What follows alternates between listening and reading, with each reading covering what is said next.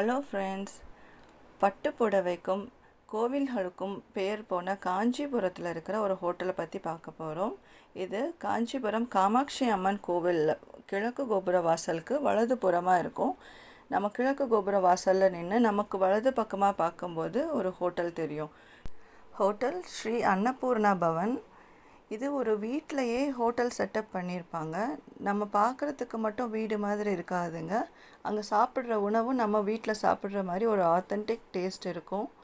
பாருங்கள், இட்லி எவ்வளோ பூ போல் நம்ம வீட்டில் பார்க்குற மாதிரியே இருக்குது. அந்த சட்னியும் சாம்பாரும் இன்னுமே என் வாயில் நிற்கிது. அவ்வளோ டேஸ்ட்டாக இருக்குங்க. நான் எப்போ போனாலும் இந்த ஹோட்டலை மிஸ் பண்ணாமல் போவேங்க.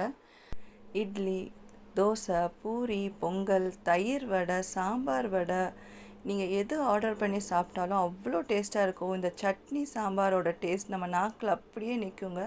நீங்கள் காஞ்சிபுரம் போனாலும் இந்த ஹோட்டலில் மிஸ் பண்ணாமல் டேஸ்ட் பண்ணிவிட்டு எனக்கு கமெண்ட் பண்ணுங்கள்.